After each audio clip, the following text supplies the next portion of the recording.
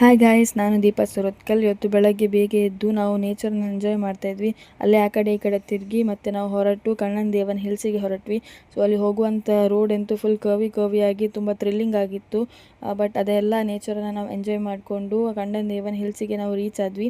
So ಅಲ್ಲಿ ಹೋದಾದಮೇಲೆ ತುಂಬ ಒಂದು ಖುಷಿ ಆಯಿತು, ಯಾಕಂದರೆ ಫುಲ್ ಒಂದು ಟೀ ಒಂದು ಪ್ಲ್ಯಾಂಟೇಷನ್ ಆಗಿರ್ಬೋದು ಇತ್ತು. ಆಮೇಲೆ ಅಲ್ಲೇ ಹತ್ತಿರಲ್ಲಿ ಮ್ಯಾಗಿ ತಿಂದು ಚಹಾ ಕುಡಿದು ಒಂದಷ್ಟು ಫೋಟೋಶೂಟ್ಗಳನ್ನು ಮಾಡಿ ಮತ್ತು ಸೈಲೆಂಟ್ ವ್ಯಾಲಿಗೆ ಹೋಗುವಂತ ಹೊರಟ್ವಿ. ಬಟ್ ಸೈಲೆಂಟ್ ವ್ಯಾಲಿ ಕ್ಲೋಸ್ ಇದ್ದರಿಂದ ಅಲ್ಲೇ ಒಂದು ಕೆಫೆಯಲ್ಲಿ ನಾವು ಬ್ರೇಕ್ಫಾಸ್ಟ್ ಮಾಡಿ ಮತ್ತು ಒಂದು ಸ್ವಲ್ಪ ಶಾಪಿಂಗ್ ಮಾಡಿ ನೆಕ್ಸ್ಟ್ ಅಲಪಿಗೆ ಹೋಗುವಂತ ಹೊರಟ್ವಿ. ಬಟ್ ಹೆವಿ ಟ್ರಾಫಿಕ್ ಇತ್ತು.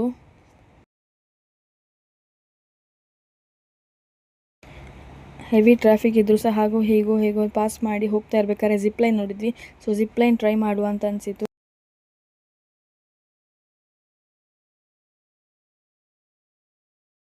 ಫಸ್ಟ್ ಟೈಮ್ ಜಿಪ್ ಲೈನ್ ಮಾಡಿದ್ವಿ. ಅಡ್ವೆಂಚರಸ್ ಆಗಿ ಸೂಪರ್ಬ್ ಆಗಿತ್ತು. ಅದು ಮುಗಿಸ್ಕೊಂಡು ಲಂಚ್ ಮುಗಿಸಿ ಅಲಪಿಗೆ ಹೊರಟ್ವಿ.